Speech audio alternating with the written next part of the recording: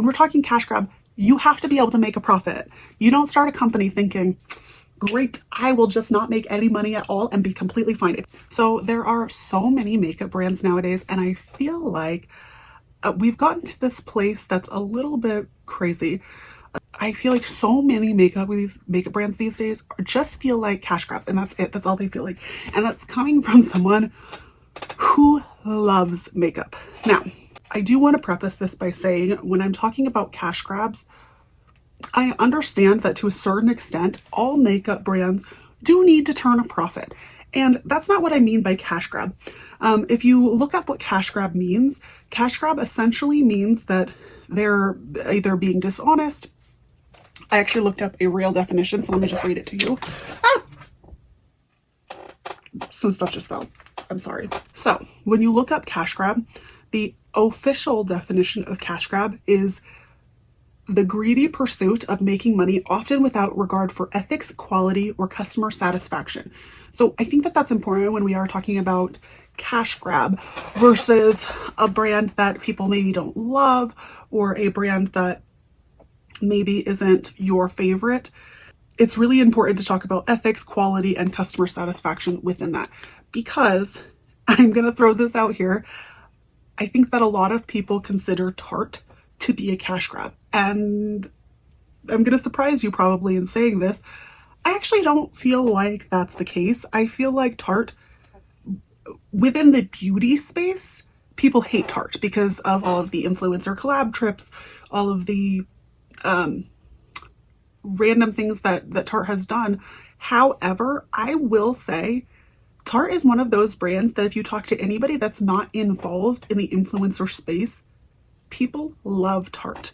I can talk to any random people on the side of the road and they're going to love the Tarte Amazonian Clay Blush, the Maracuja Juicy Lip, the Tarte Shape Tape. I mean, these are products that people really rally behind when it comes to Tarte. And so I personally don't feel like I can categorize them as a cash grab, but I do understand where people are coming from with that.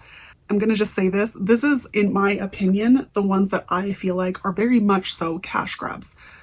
And I'm saying this from my opinion, and also from what I've seen from the everyday person, all of that, and not just necessarily from an influencer space, because I feel like too often people in an influencer space, they get so caught up in the nuance of like, oh, well, we don't like this brand because of this and this and this. And I'm like, no, I don't really care about that.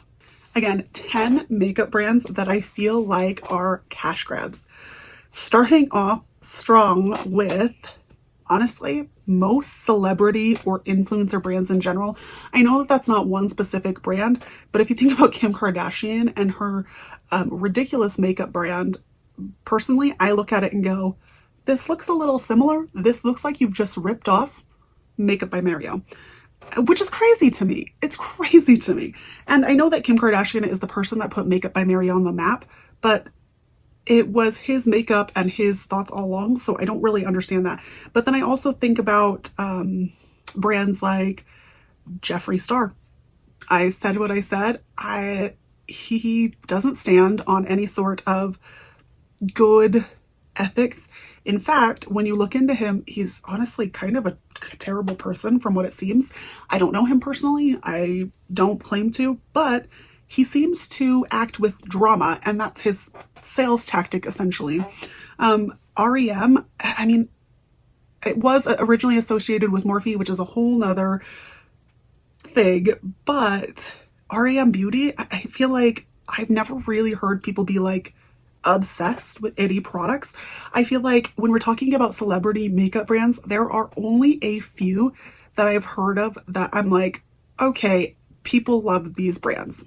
You think about like Rare Beauty, people love Rare Beauty. And honestly, I can understand that because I think that Rare Beauty has some great products. Same thing with House Labs, which I actually don't love House Labs, but so many people love House Labs. But then you think about like Rhode Beauty, the amount of controversy and stuff that they've had around their most popular product, their lip treatment. How grainy and how much that Rhode Beauty has said, oh, we're looking into it, and they're not. They don't care. They're just trying to make money. And so I think that most celebrity brands or influencer brands kind of fall within that same little bag there. Next, and this one might be a little controversial, but next is actually ColourPop. I love ColourPop. There are a lot of things that I have bought from them, but honestly, it feels like lately all they have been putting out is collabs, and honestly, they've gotten to a point where they release something every few weeks, and it feels like they are so focused on pushing out the next product that they haven't really been trying to focus on quality. And I think, first of all, their quality has suffered because of that. I mean, we do know that ColourPop is manufactured in the United States, which I think is cool. I think it's great. But when you're putting out something every single month and we can't trust if your quality is going to be good or if your quality is going to be bad, that's a problem. That's legitimately a problem. The next one I think is not so controversial, and a lot of people feel this way, but Morphe. Now, hopefully you've heard about all of the controversy that went down with Morphe. They filed for bankruptcy. This was last year, and they were bought out by another company. They shut down every single one of their stores and laid off thousands. And first of all, I think that that's honestly just a bad look for the company that bought them out. I'm going to say it. But second, I feel like Morphe, in the OG Morphe days, obviously they were a cash grab. I mean, they were on the lips of every single influencer ever. But when you got their products, they were just okay. And I will say, I actually used to love Morphe, but that was probably 2015. I really, really liked Morphe. Even into 2016, but then kind of after that, I feel like there was a decline in quality. They were on everybody's lips, but they weren't actually doing great work. But now we have this weird dichotomy with Morphe where they're trying to salvage, and they filed for bankruptcy, they were sold, and now I feel like they're just kind of skating by and they're still not doing great. I feel like their products are still just fine. They even did, and this is right after their bankruptcy, I believe. I mean, you might have to fact check me, but they even did a collaboration with Meredith Duxbury right after that, and it felt like, to me, I was like, okay, so you guys haven't changed your ways. You've learned nothing from this bankruptcy, from everything that happened. You don't care. That's kind of the vibe that I got, and so that continued to kind of turn me off from Morphe and from that brand. I don't know anybody that swears by Morphe products. Not one person. All right, next up we have Charlotte Tilbury. Number 4, Charlotte Tilbury. I feel like this one isn't really so controversial around certain groups, but I feel like Charlotte Tilbury is seriously a cash grab. She's got this weird she's got these weird ethics that kind of float around. In fact, she gets really upset when people dupe her products, and basically, and this is facts, like you can look it up, you can look at what she's put out, but she has said about the duped products that they're using bad ingredients and that they're not the original, so they can never be as good. Like, she said this in her campaigns. And quite frankly, I'm like, when you look at Charlotte Tilbury, I'm sorry, but Magic Cream, are we kidding? $100 for a moisturizer? No, not in this economy, not ever, no. And it's fine. I've tried it before. I've gotten a sample of it before. It's just fine. It's not great. It's not groundbreaking. It's fine. But she does this with all of her products. And I will say, personally, I like the Hollywood Flawless Filter better than I like the e.l.f. dupe, personally. But to me, I think that there's this whole dichotomy of people are going to dupe your products. You are a high-end makeup brand. And quite frankly, her packaging tends to be pretty poor. Like, I wish I had, I don't think it's not sitting right here. Otherwise, I would show you guys. But you know what? Actually, let me grab it. Let me grab it, because I feel like this paints a picture. Cheap packaging, like what is this? And I know that there's been some serious controversy over like the puff. I just want the cheap packaging for $40, $42. Come on. And even their Hollywood Flawless Filter, I couldn't find it. I'm not sure where I put it. All of the gold writing has completely scraped off, and that happened within like the first month of me having it. It's not like I was super rough on it and then all the writing came off. I mean, I'm sorry, even with a glass component, why is the gold writing flaking off of my Hollywood magic wand, magic filter, whatever the heck it's called. I'm sorry, no swearing.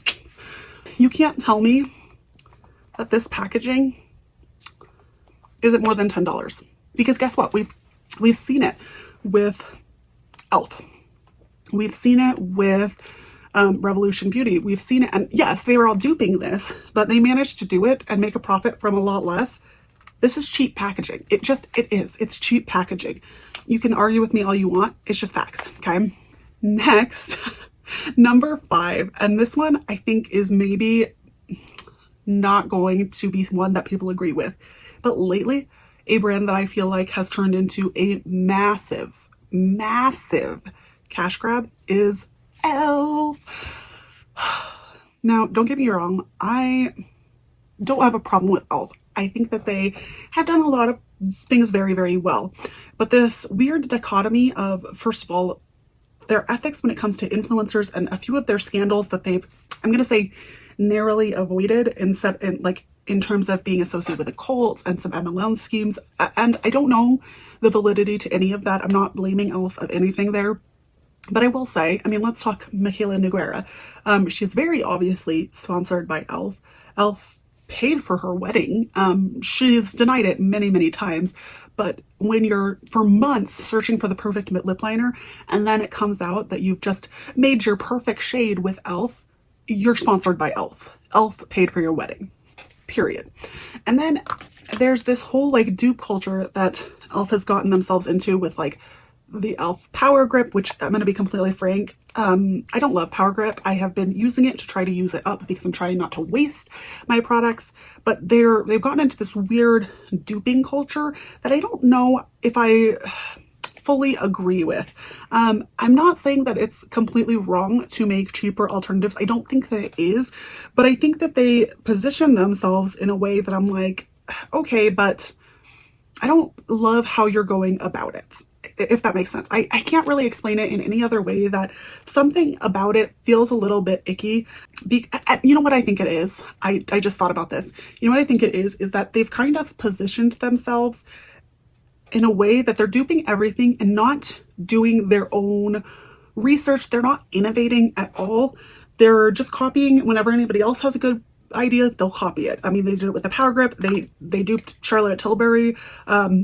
They've duped Tarte. And again, like I said, the idea of having a cheaper alternative is not what I have the issue with. It's the fact that e.l.f. has spent no time on innovation, and instead they're just like, oh, you've got a good product, let's go there. It's very much giving Makeup Revolution, which is another brand that is on my list to talk about, so I won't go too much into it, but I just don't like it. I feel like none of their products are great. Some of them are good. Some of them are fine. And that's about it. That's how I'm feeling about e.l.f. right now, which is really a sad state. All right. Let's talk about Pat McGrath Labs. Technically, she is sort of a celebrity brand, sort of an influencer.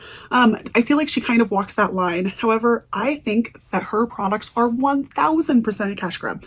Let me just give Exhibit A. $128? Are we kidding? Are we kidding? Now, let me just swatch these, because you always hear people say, oh, well, they're special shades, and that's why. Okay. Tell me why I have cheaper brands that do the exact same thing. Now, this one is a duochrome, admittedly, very, very pretty. I don't think the light is quite catching it. Very, very pretty, admittedly. Tell me why I can buy something from Cleona that does the exact same thing for $16, $15. Let's talk about these. I mean, this one, topper shade, again, I can buy something far cheaper that does the same thing. Again, her last special shade, another duochrome. Pretty, but tell me why I can buy something from many other brands that do the exact same thing. And now I'm not saying that they're not nice eyeshadows. The packaging, it is nice. It's very, very heavy. It feels like she put some money into the packaging. I will give her that. But tell me why I need to spend $128 for that experience. And even now, I mean, if you look at some of what she's come out with recently, people talk about, oh, well, there's been no innovation. I will take that a step further and say that it's to the point where she is innovative in her own career, because she is still an active makeup artist. Last year, I believe she made the Mason Margiela dolls. Okay, tell me why. I'm going to start in a picture. She is now selling this glass skin product for, I think it's like $42. She did not use that. That is not what she used on her Mason Margiela dolls. She used a peel-off mask and some Kryolan liquid glass to seal it in. Tell me why. You can get this for $12.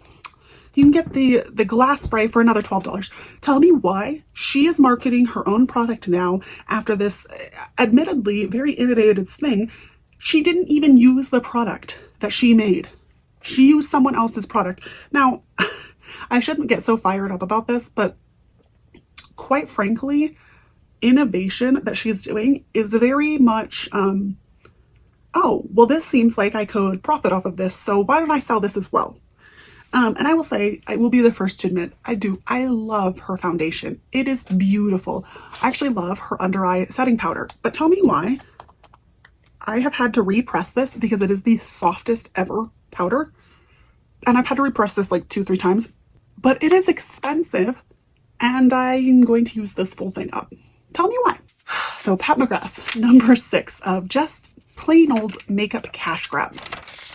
I might get some flack for this because I think that it tends to be an area that people really do like.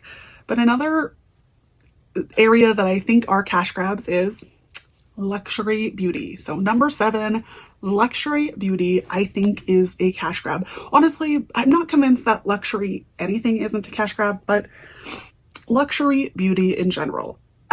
Now, I will be, again, the first to admit, I love makeup, and even most of the brands that I've mentioned, there are things that I love from them.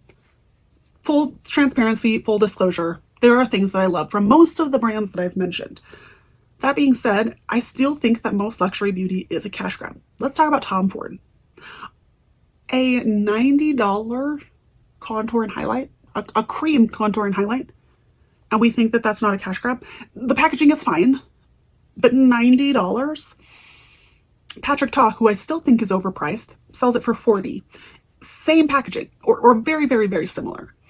The YSL blush that came out, I believe, last year, the lightest one didn't even work for most fair skin people. They can't even get a diverse skin tone within their within their purview. Like that's crazy to me. And honestly, even when they quote innovate, I'm like, your products are fine. They're just fine.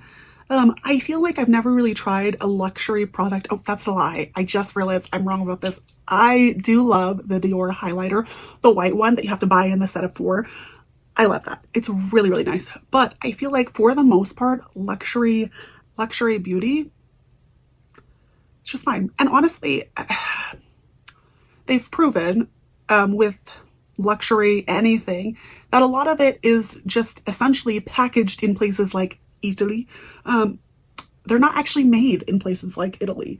And there's just this like whole thing with luxury beauty that I'm like, yes, I will be the first to admit I love Armani beauty. I love Armani Luminous Silk. I do love the Armani blushes. There are a lot of Armani things that I love, but that doesn't mean that I don't think luxury beauty is a bit of a cash grab. Their products are just not better than anybody else's. Most of the time the packaging, not better. And there's this weird dichotomy surrounding it that I just can't quite get behind. So number 7, luxury beauty. Number 8, we have Almay Beauty. Now, this one I kind of flip-flopped between putting it on this list and not. But I ultimately decided to put it on there because honestly, I feel like Almay Beauty is something that I'm like, every time I've tried something from them, again, it's just fine. They have a horrible shade range. And I'm not even that dark. But whenever I have gone in and been like, oh, like I want to try something new and looked at Almay, I feel like I'm never able to find what I actually want. They're just boring. They don't change anything ever. And so that's why I put Almay Beauty on there. I think that they just are very willing to sit on their coattails and rest and be like, yep, we've done enough. Perfect. Which it's sad, really. Okay. Next, we have a makeup revolution. Number 9, makeup revolution. Now, this is one that I mentioned with e.l.f. was also on the list. And I think that makeup revolution is even more unethical than e.l.f. And the reason why is because they have stolen a lot of things from some very small beauty brands, which I think is just especially not cool. I think it's especially wrong and just slimy. I'm going to say it, just slimy. And the other part about that is their quality is so hit or miss. There are things that they do very, very well, but in their effort, I think, to like pump out as much as they can, as fast as they can, it just has turned into a cash grab, right? And that's a little bit sad to me. And a lot of it is like the same reasons. I will say they haven't had quite as much scandal in terms of like e.l.f. as far as being involved in MLM screams and things like that. But they honestly, I just feel like with Makeup Revolution, things are fine with them. They're not great, they're not bad, and they're pumping out stuff, they're stealing things from other people. I don't feel like it's very ethical. Last but not least, we have number 10. Any guesses as to what it is? I did put Too Faced on here. Now, you would think that I wouldn't have put Too Faced on here when I didn't put Tarte on this list, but here's the thing with Too Faced. I feel like the longer that they've been around, the more they're trying to fit within this very weird niche category of, we want to be appealing to this younger demographic, but they've just gotten weirder and they've just gotten weirder about it. I mean, you think about Too Faced, and I think that some of the iconic things that pop into your head are things like their peach palette, their chocolate palette. If the Better Than Sex mascara doesn't pop into your head, I don't know where you've been. But it feels like, again, in their effort to put a lot out very fast, they cut a lot of corners too. It feels like their products are often rushed. Their quality lacks a lot. Unlike Tarte, I don't find people just randomly using Too Faced nearly as much. In fact, I can't think of a single product that I just randomly watched someone use. I will take that a step further. I don't know if I have any Too Faced products that I use. And I will say I loved the chocolate palette because it smelled like chocolate, not because the colors were anything special. And the Better Than Sex mascara wasn't very good. But they just keep trying to build on this same piece. Unlike Tarte, where I know multiple products where I've seen people just randomly using, Too Faced isn't that way. With the exception, I should say this, with the exception, I have found that many, many people do like their Born This Way concealer, which is good. I realized that I left that out, and I don't want to leave out props for anybody because I feel like I have been talking a lot about makeup. I am a makeup junkie. I will always love makeup. And that is just something that I love it. And so, I mean, I could probably name something from each and every one of these brands that I do indeed like. But I think when we're talking about makeup and cash grabs, in this economy, I think all of us are very aware of where our money is going. And these are just some of the brands that kind of came to mind when I was like, they're either unethical, they are not worth the money, they have done a lot of shady things. Like, there's just a lot of stuff like that. And I know that there will probably be people that are like, Tarte should be on that list. And I don't know. I mean, and I'm sure there will also be people that say, oh, well, you just want Tarte to pay attention to you. I couldn't care less if Tarte paid attention to me. Their blushes are fantastic. Some of the products that they've come out recently have been fantastic. And I think that that's more than can be said for a lot of other brands. So there you have it. Those are 10, count them 10 makeup brands that I believe are just a cash grab. And again, remember, when we're talking cash grab, you have to be able to make a profit. You don't start a company thinking, great, I will just not make any money at all and be completely fine. If I break even, that's perfect. No one says that. That's not a thing. You have to be able to make a profit. So when I'm talking cash grab, I am specifically talking about like how they do ethically, how they are treating their customers, how they're treating their quality. That's what I mean by cash grab. So there you have it. 10 brands that I feel like are just cash grabs in the makeup industry.